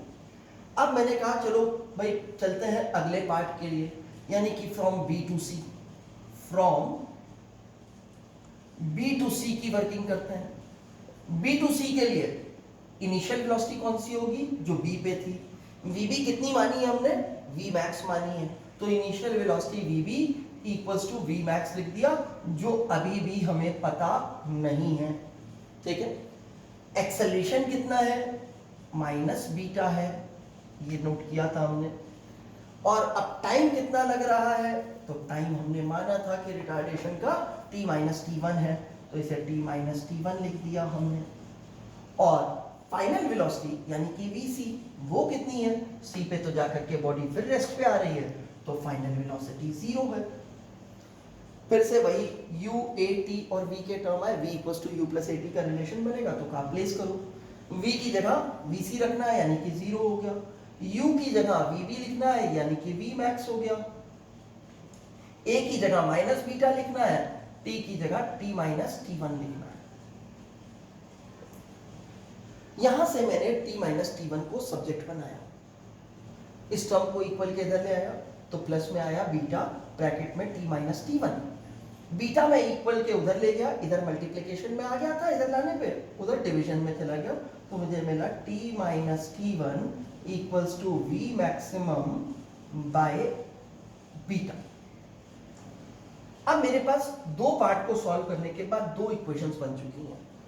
एक t1 सब्जेक्ट बना हुआ है, एक t माइनस t1 सब्जेक्ट बना हुआ है। v मैक्स मुझे निकालना है, दो अननोन टर्म है इन इक्वेशन में, t1 नहीं पता है और v मैक्स नहीं पता है, अल्फा और बीटा गिवन टर्म्स थे। तो इसमें से t1 मुझे चाहिए नहीं है, मुझे v मैक्स चाहिए, और मैंने आपको बोला भी था t1 आप इसमें सब्स्टिट्यूट कर दो, या मैं ऐसा भी कर सकता हूँ, इसे इक्वेशन 1 समझूं और इसे इक्वेशन 2 समझूं और दोनों को ऐड करूं, क्योंकि दोनों को ऐड करते ही क्या होगा, t1 कैंसिल हो जाएगा। मुझे बेसिकली t1 हटाना है, चाहे तो आप t1 की वैल्यू यहाँ पे प्लेस कर दो ये, या इन दोनों को ऐड करके t1 हटा दो। I do not want t1, तो चलिए t1 हटा देते हैं। अब t1 हटाने के लिए मैंने कहा इक्वेशन 1 प्लस 2 कर लो, इक्वेशन 1 प्लस 2 गिव्स, ऐड करते हैं, लेफ्ट हैंड साइड ऐड किया, t1 plus t minus t1 t हो गया, equals to v max by alpha plus v max by beta, v max common ले लिया मैंने, v मैक्स कॉमन हो गया तो आया 1 upon alpha plus 1 upon beta. इससे मैंने लिखा v max equals to t upon 1 by alpha plus 1 by beta. या एक काम करते हैं, न्यूमरेटर डिनोमिनेटर दोनों में अल्फा बीटा की प्रोडक्ट मल्टीप्लाई कर देते हैं, यानी कि यहां भी इनटू अल्फा बीटा और यहां पे भी इनटू अल्फा बीटा कर देते हैं। तो देखें क्या आता है, v मैक्सिमम, आप एलसीएम लेके भी सेम काम कर सकते हो, ऊपर अल्फा बीटा से मल्टीप्लाई किया तो अल्फा बीटा इनटू टी आ गया, नीचे इसे अल्फा बीटा से मल्टीप्लाई किया तो बीटा आ गया, ये लिख दिया मैंने, इसे अल्फा बीटा से मल्टीप्लाई किया तो अल्फा आ गया, वो ये लिख दिया, दोनों प्लस में थे ये लिख दिया, ये v मैक्सिमम निकल आया हमारे पास। तो मतलब हमारा पहला पार्ट सॉल्व हो गया। देखो इतने स्टेप्स नहीं लगे हैं जितने आपको दिख रहे हैं, ये फालतू का डेटा है, ये आपको नोट करने की जरूरत नहीं है, आप फिगर में नोट कर चुके हो तो आप डायरेक्ट वर्किंग कर सकते थे, ठीक है ना, आप डायरेक्टली इक्वेशन लगा सकते थे। कैसे लगा सकते थे, मैंने लिख करके सारा कुछ किया है, अब मैं एक बार जो है डायरेक्टली लगा करके देख लेता हूँ कि मेरी कितनी स्पेस एक्चुअल में लग रही है इस काम के लिए, कितने स्टेप्स लग रहे हैं मेरे पास।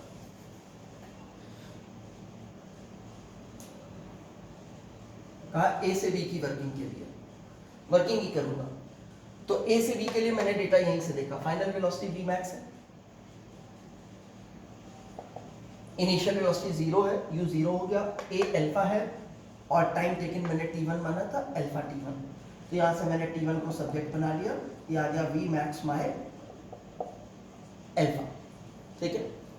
इतने दो स्टेप में मेरा ये रिजल्ट एक्चुअल में आया, ठीक। अब मैंने के लिए वर्क कर लो सिमिलरली B2C के लिए, B2C के लिए इनिशियल वेलोसिटी हो गई v मैक्स,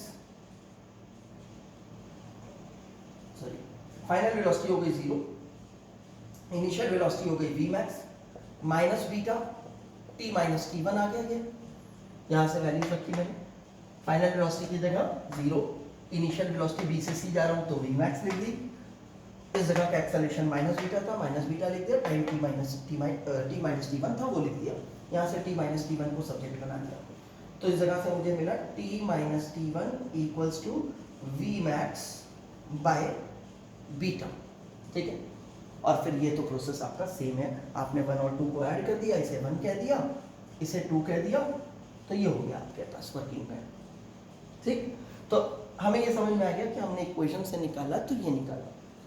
अब हमारे को देखो जो पार्ट बचा है सॉल्व करने के लिए, सेकंड पार्ट, सबसे बड़ी प्रॉब्लम उसी की है, टोटल डिस्टेंस कवर है। तो अब मुझे एक बार यहाँ से यहाँ तक का डिस्टेंस निकालना पड़ेगा और एक बार मुझे यहाँ से यहाँ तक का डिस्टेंस निकालना पड़ेगा। तो इस डिस्टेंस के लिए मैंने इक्वेशन यूज किया कि मैं डिसाइड करूंगा, एक काम करता हूँ ये भी इधर लिख दूँ तो उधर की स्पेस खाली हो जाएगी, एक पैटर्न में दिखाई देने लगेगा। तो मैंने कहा 1 + 2 gives t equals to v max bracket में 1 by alpha plus 1 by beta, यहाँ से v max equals to LCM हो गया अल्फा बीटा, वो अल्फा बीटा इक्वल के उधर ले गया, अल्फा बीटा ऊपर आ गया। अगर यहाँ एलसीएम अल्फा बीटा हुआ था तो बीटा प्लस अल्फा या अल्फा प्लस बीटा ऊपर आया था, अल्फा प्लस बीटा ये आ गया, टी आ गया। सिंप्लीफाई किया, आपको जैसे सिंप्लीफाई करना हो आप सिंप्लीफाई कर सकते हो अपने तरीके से। ये मेरे पास आ गया। अब मैंने कहा मेरे को डिस्टेंस निकालना है, ठीक है ना। तो मैंने मान लिया कि ये वाली लेंथ जो है वो S1 है और ये वाली लेंथ S2 है। आई सेड मैं S1 निकालूंगा और मैं S2 निकालूंगा और दोनों को ऐड कर दूंगा तो टोटल डिस्टेंस कवर्ड आ जाएगा। तो S1 निकालने के लिए अब तक मुझे V मैक्स मालूम चल चुका है, मुझे U पता है, मुझे V मैक्स भी पता है, ये वैल्यू मुझे पता ही थी, ये मैंने फाइंड आउट कर ली है, एक्सेलरेशन मुझे गिवन है, मुझे S निकालना है। तो मैंने इक्वेशन डिसाइड की कि मैं लगाऊंगा v² = u² + 2as। v² की जगह मैंने V मैक्स का स्क्वायर लिखना था, यानी कि ये लिखा। फिर से लिखता हूं A से B के लिए इक्वेशन कौन सी यूज कर रहा हूं, v² = u² + 2as। We square यानी कि वी मैक्सिमम का स्क्वायर, वी मैक्सिमम की वैल्यू ये लिखी हुई है, तो alpha beta into t upon alpha plus beta का स्क्वायर, ये आ गया वी स्क्वायर। यू स्क्वायर का टर्म जीरो ही हो गया, तो उसे जीरो लिखने की मुझे जरूरत नहीं है। प्लस 2as 2 अल्फा s1 का s1 को सब्जेक्ट बना लो, तो s1 equals to 1 upon 2 alpha bracket में alpha beta into t upon alpha plus beta का होल स्क्वायर। इसको मैं सिंप्लीफाई कर सकता हूं कुछ, लेकिन अभी कर नहीं रहा हूं। लास्ट में जब s1 प्लस s2 को ऐड कर लूंगा तो अकॉर्डिंगली करूंगा। अब मैंने कहा b से c के लिए वर्किंग कर लो। b से c की वर्किंग की बात करते हैं, तो फिर मेरे को इनिशियल वेलोसिटी पता है, फाइनल वेलोसिटी पता है, एक्सेलरेशन पता है, s2 निकालना है। सेम इक्वेशन काइनेमेटिक्स की यूज करने का डिसाइड किया, v square equals to u square plus 2as। v square zero हो गया, zero equals to u square यानी कि v मैक्सिमम का स्क्वायर। v मैक्सिमम का स्क्वायर मतलब v मैक्सिमम ये था, इसका स्क्वायर, तो alpha beta t upon alpha plus beta into sorry alpha plus beta, इस चीज का स्क्वायर मतलब ये हो गया v square equals to u square.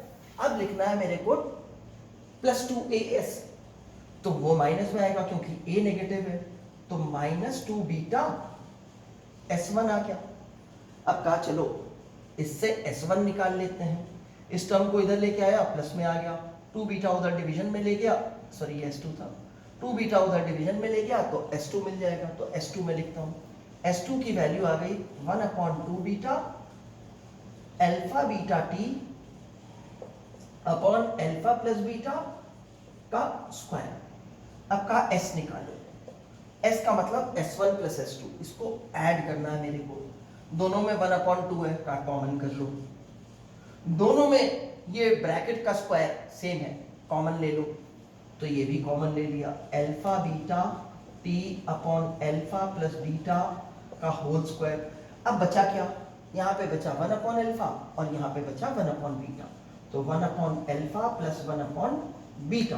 मैं बस जगह कम है, मैं यहीं सिंप्लीफाई कर दूंगा, रब करके कर दूंगा। एलसीएम ले लिया मैंने अल्फा बीटा, ऊपर आया बीटा प्लस अल्फा यानी कि अल्फा प्लस बीटा, तो ये वाला ब्रैकेट सिंप्लीफाई हो गया, ये हो गया alpha plus beta upon alpha beta, alpha beta s equals to, अब नीचे वाले टर्म का स्क्वायर है, होल स्क्वायर लगा हुआ, तो अल्फा प्लस बीटा का whole square, alpha plus beta से कैंसिल हुआ तो वो अल्फा प्लस बीटा बचेगा, 2 ऑलरेडी था डिनोमिनेटर में, 2 लिख लिया, नीचे बचा अल्फा प्लस बीटा। ऐसे ही अल्फा बीटा का स्क्वायर था, अल्फा बीटा एक कैंसिल हो जाएगा, एक बचेगा अल्फा बीटा, टी का स्क्वायर बचेगा, वो ये लिख दिया मैंने। तो ये मेरे को डिस्टेंस कवर्ड आ गया, टोटल डिस्टेंस कवर्ड, मेरे दोनों पार्ट सॉल्व हो गए। अभी हमने ये क्वेश्चन प्योरली काइनेमेटिक्स की यूनिफॉर्मली एक्सेलरेटेड मोशन वाली इक्वेशंस लगा के सॉल्व किया है। आपके सामने आपने कितनी वर्किंग की, कितने स्टेप्स कंज्यूम किए हैं इसको वर्कआउट करने के लिए, ठीक है ना। अब हम इसी क्वेश्चन को ग्राफ से देखेंगे, वेलोसिटी टाइम ग्राफ से, कि हमें क्या बेनिफिट मिलता है और कैसे ये सॉल्व हो जाता है।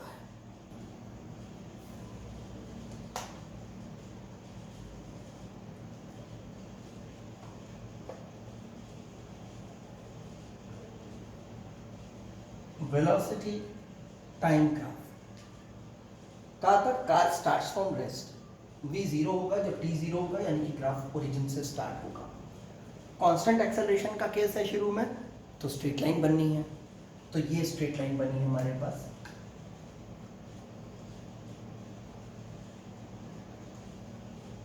ठीक है।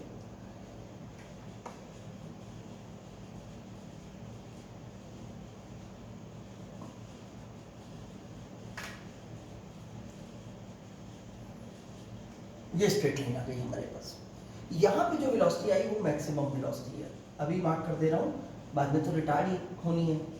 फिर यहाँ से क्या हुआ, रिटार्डेशन स्टार्ट हुआ, जब रिटार्डेशन स्टार्ट हुआ तो स्पीड कम होने लगी, कम होने लगी, कम होने लगी, और कहीं पे जाकर के रेस्ट पे आ गई। कब रेस्ट पे आई, टोटल टाइम इलैप्स यहाँ से यहाँ तक का t है जर्नी का। इस पार्ट में एक्सेलरेशन हुआ, इस पार्ट में रिटार्डेशन हुआ है, ठीक है।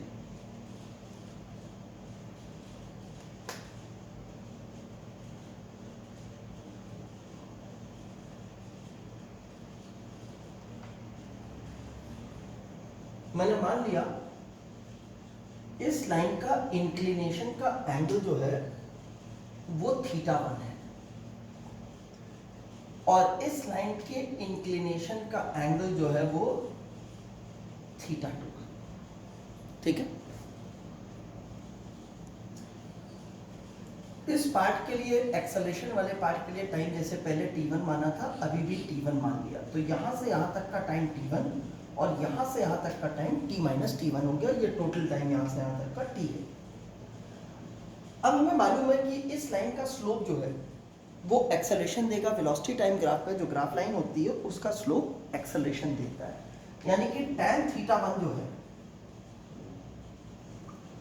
वो मेरे को एक्सेलरेशन देगा, जो कि क्वेश्चन के अकॉर्डिंगली अल्फा है। लेकिन पहले मैं tan θ1 की वैल्यू इस ट्राइंगल से लिख देता हूं। tan θ1 की वैल्यू हो गई v max बाय t1 और मुझे मालूम है वेलोसिटी टाइम ग्राफ का ये एक्सेलरेशन होता है और एक्सेलरेशन अल्फा दिया गया है, तो ये आ गया। यहां से मैंने t1 को सब्जेक्ट बना लिया, तो t1 equals to v max by alpha बन गया। ये मैंने इस पार्ट के लिए वर्किंग की जिस पार्ट में एक्सेलरेशन हुआ है। यही 2 स्टेप मुझे पिछली बार लगे थे t1 को सब्जेक्ट बनाने में, अभी भी वही 2 स्टेप लगे हैं। अब मैं आया इस लाइन के लिए, इसका स्लोप कितना है, tan θ2। मैं जैसे यहां पे ये ट्राइंगल यूज किया, यहां पे ये ट्राइंगल यूज करना चाहूंगा, तो मुझे बेसिकली इस एंगल की जरूरत पड़ेगी। तो ये एंगल क्या होगा, 180 डिग्री माइनस θ2। अब tan 180 माइनस θ2 कितना होता है, मैंने सोचा tan 180 माइनस θ2, 180 में से कुछ माइनस कर रहा हूं, सेकंड क्वाड्रेंट में होगा। सेकंड क्वाड्रेंट में tan पॉजिटिव या नेगेटिव, तो नेगेटिव होता है, माइनस tan θ2 होता है। तो मैंने ऐसे लिखा है इसे, माइनस tan 180 डिग्री माइनस θ2। इतनी चीज की वैल्यू, ये जो स्क्वायर ब्रैकेट के अंदर कर दिया, इसकी वैल्यू माइनस tan θ2 और माइनस यहां पे भी लगा एक, तो प्लस tan θ2 हो जाएगा, ठीक है। ये मैंने लिख दिया। अब मैंने कहा ये चीज कितने के बराबर है, this thing is equal to acceleration. Acceleration कितना है, माइनस बीटा।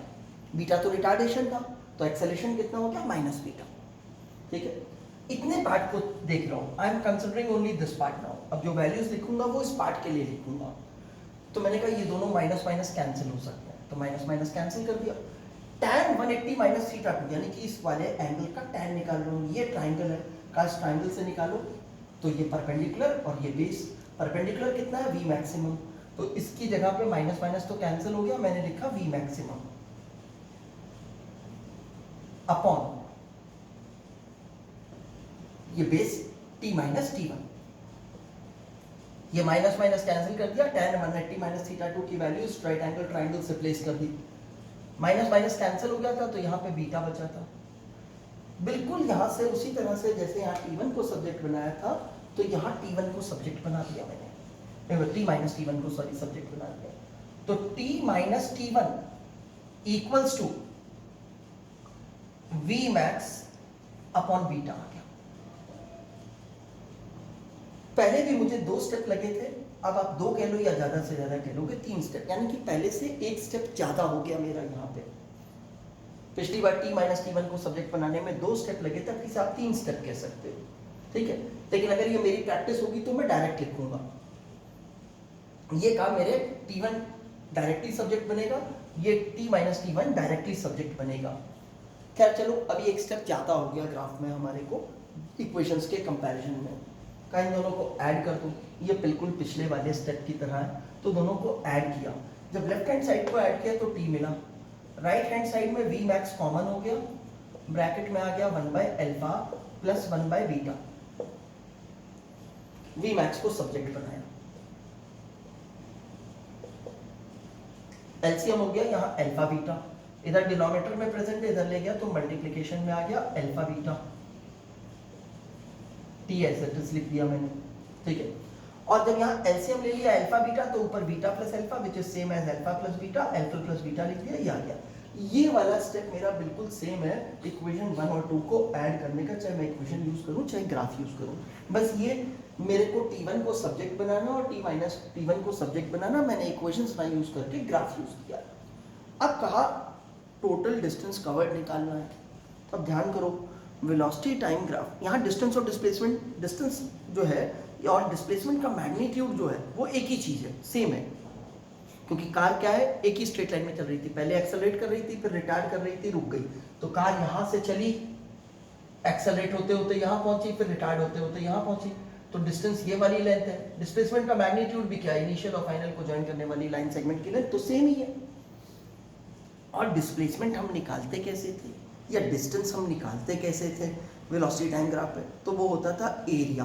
कौन सा एरिया, ग्राफ लाइन और टाइम एक्सेस के बीच में एरिया। तो मेरी ग्राफ लाइन ये है, दो लाइन इससे बनी हुई ग्राफ लाइन है, और टाइम एक्सेस और इसके बीच का एरिया मतलब ये ट्राइंगल। यानी कि अगर मुझे डिस्प्लेसमेंट निकालनी है तो I need to find the area of this triangle. तो मैंने कहा ठीक है, let's find the area of this triangle. तो एरिया ट्राइंगल का हाफ बेस इनटू हाइट होता है। हाफ को मैंने हाफ लिखा, बेस की जगह मैंने टी लिखा, और हाइट की जगह वी मैक्सिमम लिखना है, वी मैक्सिमम ये लिखा हुआ है। तो सोचा भाई वी मैक्सिमम इंटू टी तो करना है, टी इंटू दिस मच लिखना है, तो एक ही बार में लिख देता हूँ, ये अल्फा बीटा, या एक स्टेप बढ़ा दूंगा, हाफ बेस और यहाँ पे height, half into base into height, alpha beta upon alpha plus beta into T. तो ये लीजिए एस मिल गया मेरे पास 2 times alpha plus beta, alpha beta into T square, ये मेरे को मिल गया। अब किसी मेरे स्टेप बचे, ग्राफ से ये क्वेश्चन कंपैरेटिवली छोटा सॉल्व हुआ है मेरा, ज़्यादा कंफर्टेबली हुआ है, गलतियां होने के चांसेस भी कम है। आप थोड़ी प्रैक्टिस करोगे इस चीज़ के, और मैं कह रहा हूँ एग्जाम में अक्सर ऐसा क्वेश्चन आता है, इसका बहुत इंपॉर्टेंस से ध्यान रखना। या तो इस तरह का क्वेश्चन कि एक्सेलरेशन हुआ फिर रिटार्डेशन हुआ, या फिर एक दूसरे टाइप का क्वेश्चन भी कह रहा हूँ, पहले एक्सेलरेट होगा फिर कुछ देर कांस्टेंट वेलोसिटी से चलेगा फिर रिटार्ड करेगा। ऐसा क्वेश्चन अक्सर आता है। शायद जो ग्रुप में एग्जाम होगा, आई डोंट नो कौन पेपर बनाएगा, उसमें भी शायद एक क्वेश्चन एटलीस्ट इस तरह का प्रेजेंट हो। तो इसका बहुत ध्यान रखिएगा। एक दूसरा क्वेश्चन भी इस तरह का करा दूं मैं, जिसमें जो है कांस्टेंट वेलोसिटी वाला भी केस आएगा, तो फिर हमारा आज का काम पूरा हो जाएगा। चलिए नेक्स्ट टाइम का क्वेश्चन देखते हैं। हमसे कहता है a car starting from rest. आप क्या करोगे, जैसे मैं धीमे धीमे क्वेश्चन बोल रहा हूँ, आप वीडियो को पॉज करके अपना वहाँ पे ये क्वेश्चन नोट करोगे, खुद से अटेम्प्ट करने की कोशिश करोगे, बाद में सॉल्यूशन देखोगे। तो फिर से देखते हैं, a car starting from rest accelerates eight constant rate small F. Acceleration rest से स्टार्ट हो रही है, कांस्टेंट एक्सेलरेशन है, उस एक्सेलरेशन की वैल्यू स्मॉल एफ दी गई है। थ्रू अ डिस्टेंस एस, यानी कि कार रेस्ट से स्टार्ट होती है, एक्सेलरेट करती है, उस एक्सेलरेशन की वैल्यू एफ है, और एस डिस्टेंस तक एक्सेलरेट करती है, एस लेंथ कवर करती है एक्सेलरेट होते हुए। देन उसके बाद क्या हुआ, continues at constant speed for time T. अब पहला एस डिस्टेंस कवर करने के बाद जो उसने एक्सेलरेशन से कवर किया, जिस एक्सेलरेशन का एफ है रेट, उसके बाद क्या करती है, वो कांस्टेंट स्पीड से चलना शुरू कर देती है, यानी कि ब्रेक नहीं लगाई, बस एक्सेलरेटर प्रेस करना बंद कर दिया। फ्रिक्शन हम लीनियर है, एक्सेलरेटर प्रेस करना बंद कर देंगे तो कार कांस्टेंट स्पीड से चलती रहेगी। तो अब कार कांस्टेंट स्पीड से चल रही है, कितनी देर के लिए कांस्टेंट स्पीड से चली, टी इंटरवल के लिए, टी टाइम के लिए, ठीक है। And then decelerates at constant rate f/2 to finally come to rest. Car rest से स्टार्ट हुई, कांस्टेंट एक्सेलरेशन f से एक्सेलरेट होती रही, एस डिस्टेंस कवर कर लिया, उसके बाद कांस्टेंट वेलोसिटी से चली टी टाइम के लिए, उसके बाद रिटार्ड हुई, रिटार्डेशन का रेट f/2 है, यानी कि एक्सेलरेशन की वैल्यू का मैग्नीट्यूड का, एक्सेलरेशन की मैग्नीट्यूड का आधा है मैग्नीट्यूड रिटार्डेशन का, और फाइनली रेस्ट पे आ जाती है। कहता टोटल डिस्टेंस कवर्ड 15s है, टोटल डिस्टेंस कवर्ड 15s है। 4 ऑप्शन दे रहा है हमारे को, चूज करना है इसमें से करेक्ट ऑप्शन हमारे को, ठीक है। क्या क्या 4 ऑप्शंस हैं देखते हैं। पहला ऑप्शन कह रहा है s = 1/6 ft²। f क्या था, जो शुरू में एक्सेलरेशन दिया था वो था, या जो बाद में रिटार्डेशन है उसकी डबल वैल्यू, उस रिटार्डेशन के मैग्नीट्यूड के f/2 रिटार्डेशन था। इसके बाद क्या कह रहा है, सेकेंड पार्ट हमसे कह रहा है s equals to f t square, ठीक है, सेकेंड पार्ट में s equals to f t square. फिर थर्ड ऑप्शन कह रहा है हमारे पास s equals to 1/4 f t square, और फिर फोर्थ ऑप्शन कह रहा है s equals to 1/72 f t square. इनमें से कौन सा सही ऑप्शन है वो हमें चूज करना है। अब देखो जितनी चीजें हमने पढ़ी हैं, क्वेश्चन तो हम ग्राफ से सॉल्व करेंगे, लेकिन उस ग्राफ को प्लॉट करने में हम अपनी सारी नॉलेज जो हमने पढ़ाई की यूज की है, उसमें से जो भी काम में आ सकती है वो यूज करेंगे। वेलोसिटी टाइम ग्राफ बनाता हूं मैं इस चीज का।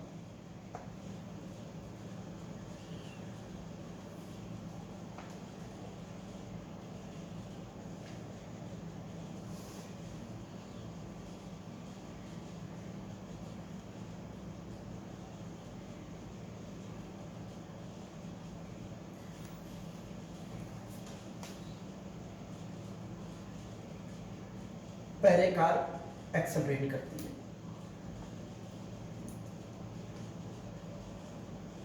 रेस्ट से स्टार्ट हुई, एक्सेलरेट करती जाती है। कांस्टेंट एक्सेलरेशन का case, velocity time graph, straight line. Initial velocity 0 तो पासिंग थ्रू ओरिजिन हो गई। इसके बाद चलती है कांस्टेंट वेलोसिटी से, ये कांस्टेंट वेलोसिटी से चली, और इसके बाद ये रिटार्ड करती है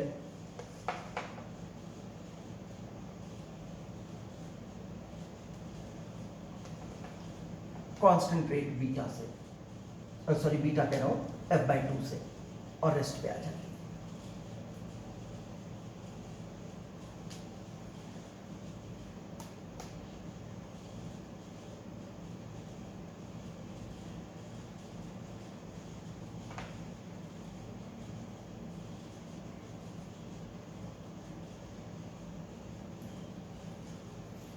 इस पार्ट में जो डिस्टेंस कवर्ड हुआ है या डिस्प्लेसमेंट हुई है वो s दी गई है, यानी कि इस ट्राइंगल का एरिया मुझे s दिया गया है।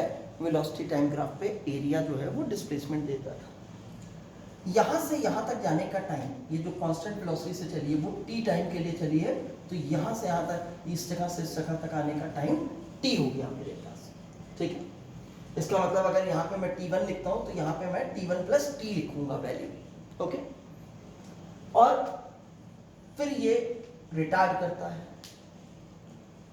अब देखो हमने शुरू में पढ़ा था, अगर इनिशियल वेलोसिटी 0 है या फाइनल वेलोसिटी 0 है, उसके स्पेशल केसेस पढ़े थे। पहले पार्ट में इनिशियल वेलोसिटी 0 है, ठीक है, एक्सेलरेशन का रेट f/2 है, यानी कि वेलोसिटी 0 से चेंज होती है और पहुंचती कहां तक है, ये 0 से चेंज होते होते हमारे पास एक मैक्सिमम वैल्यू तक पहुंचती है, v मैक्सिमम, v लिख देता हूं मैं, v0 मान लेता हूं मैं, ये मैक्सिमम वेलोसिटी है, ठीक। मैं मान लेता हूं कि 0 से लेकर के जब तक वो एक्सेलरेट हुई है तो टाइम t1 है। इस एंगल को मैं समझ लेता हूं θ1 है, ठीक है। आगे से हम लिखेंगे नहीं एंगल, हमें मालूम है स्लोप होता है tan θ1, सिर्फ समझाने के लिए लिखा, अभी भी सॉल्व करते वक्त नहीं लिखूंगा, सिर्फ वैल्यूज लिखूंगा उसकी, ठीक। अब देखो आपको मैंने बताया था कि जब कांस्टेंट एक्सेलरेशन होता है तो एवरेज वेलोसिटी क्या होती है, when a is constant, constant 0 नहीं, देन v मीन या एवरेज, इसे आपको लिखा जाता है u प्लस v/2 होता है। इसका मतलब है यहां से यहां तक के लिए जो एवरेज वेलोसिटी है वो कितनी है मेरे पास, वो u प्लस v0/2 है। अच्छा पहले मैं टाइम की बात कर लूं, मतलब पहले चीजों की बात कर लें कि क्या क्या है मेरे पास इंफॉर्मेशन, वो समझते हैं। अब देखो यहां 0 से v0 चेंज होने में टाइम लगा है t1, ठीक है, डिस्टेंस कवर्ड हुआ है s। अब अगर मैंने एक्सेलरेशन का रेट मैग्नीट्यूड रिटार्डेशन का आधा कर दिया तो डिस्टेंस कवर्ड कितना होगा, आपने देखा था s proportional to u square या v स्क्वायर होता था। जब u 0 होता था तो s proportional to v square हो जाता था हमारे पास। और जब v जीरो होता था तो s proportional to u square हो जाता था, या कह लो f के प्रोपोर्शनल होता था, f के प्रोपोर्शनल ले लो। जितना वेलोसिटी का चेंज यहाँ से यहाँ तक है उतना ही वेलोसिटी का चेंज का मैग्नीट्यूड यहाँ से यहाँ तक है। लेकिन एक केस में एक्सेलरेशन जो है वो कितना है, f है, और एक केस में f/2 है, ठीक है। तो अगर ये डिस्टेंस s है तो ये उसका डबल हो जाएगा। क्यों डबल हो जाएगा? क्योंकि मैंने एक्सेलरेशन का रेट आधा कर दिया। ये मैंने आपको आज के लेक्चर में शुरू में बताया है कि अगर एक्सेलरेशन का रेट आधा हो जाए तो क्या होता है, डिस्टेंस कवर्ड उस s के इनवर्सली प्रोपोर्शनल होता है। तो ये वाले ट्राइंगल का एरिया 2s होना चाहिए। अब टोटल इसने कहा था 15s ट्रेवल हुआ है डिस्टेंस, s इसमें कवर हो गया, 2s इसमें कवर हो गया, तो बाकी बचा हुआ 15s माइनस इन दोनों का सम, यानी कि 15s माइनस 3s, 12s उसने कांस्टेंट स्पीड से कवर किया। ये मैंने इंफॉर्मेशन नोट कर ली शुरू के लिए।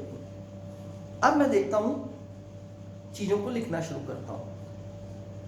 इस v0 को यहां थोड़ा सा शिफ्ट कर देता हूं। v0 को मैंने लिख दिया ft1, v equals to 80, u तो 0 ही था इस पार्ट के लिए, v equals to 80। Equation use कर ली ग्राफ में वैल्यू लिखने के लिए, ft1 लिख दिया, ठीक है।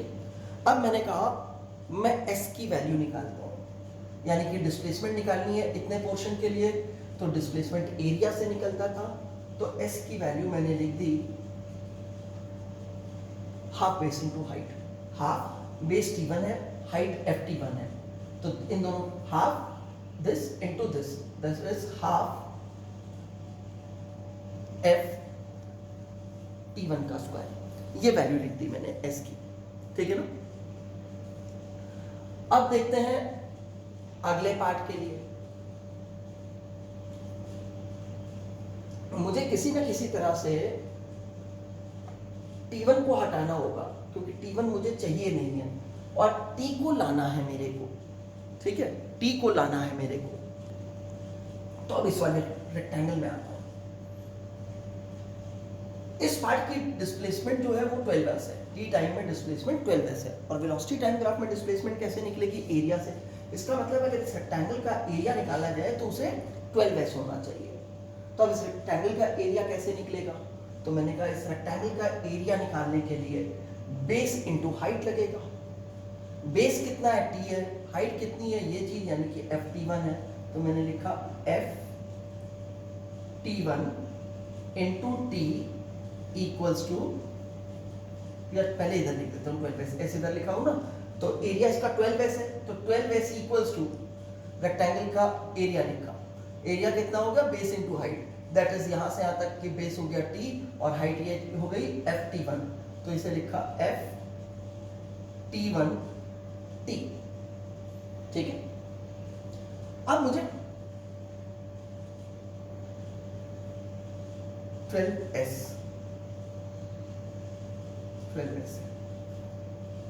और यहां पे क्या था, s equals to half 80 square, square शायद रब हो गया, ये आ मेरे पास। मुझे t1 हटाना है। पहला मेथड ये है कि यहाँ से t1 बहुत आसानी से सब्जेक्ट बन जाएगा और इसमें सब्स्टिट्यूट कर दूं तो t1 एलिमिनेट हो जाएगा, s, f और t मिलेंगे, उसमें से मैं s को सब्जेक्ट बना दूं, इन चारों में से किसी एक से मैच कर जाएगा। एक दूसरा तरीका है कि मैं इसका स्क्वायर कर दूं, उससे क्या होगा, यहाँ भी t1 स्क्वायर आ जाएगा। फिर मैं सेकेंड इक्वेशन जो बनी मेरे पास, इसका स्क्वायर करके कर देता हूँ। इसका स्क्वायर किया तो 144 s स्क्वायर आया, इधर का भी स्क्वायर किया, f square t1 square t square, इसे मैंने पहली इक्वेशन कह दिया, इसे दूसरी इक्वेशन कह दिया। इसमें भी t1 स्क्वायर हो गया, इसमें भी t1 स्क्वायर हो गया। अगर डिवाइड कर दूं तो t1 बचेगा नहीं इक्वेशन में, t1 एलिमिनेट हो जाएगा। तो t1 एलिमिनेट करने के लिए मैंने कहा इक्वेशन 2 डिवाइडेड बाय इक्वेशन 1 कर लो। देखें इससे क्या मिलता है हमारे को, 144s square, 144s square divided by s equals to f square t1 square, f square t1 square t square. जरूरी नहीं आपको लिख के करना, जो ओरली कर सकता है डिवीजन वो आराम से ओरली कर ले, मेरे को समझाना भी इसलिए मैं लिख रहा हूँ। वैसे मुझे सॉल्व करना होता क्वेश्चन तो मैं ये बिल्कुल नहीं करता लिखने का काम। तो अब आप देखिए यहाँ पे टी बनता है F T one square T square, और इसे डिवाइड किससे करना है, इससे, तो ये लिखा मैंने half F T one square, एक एस कैंसिल आउट, ठीक है, एक F cancel out, T one square cancel out, इधर हाफ डिवीजन में है तो इधर हाफ मल्टीप्लिकेशन में आ जाएगा। जैसे ही ये हाफ इधर मल्टीप्लिकेशन में आएगा, या मैं एक काम करता हूं इस 144 को उधर ले जाता हूं, एस सब्जेक्ट बन जाएगा मेरा, एस इक्वल्स टू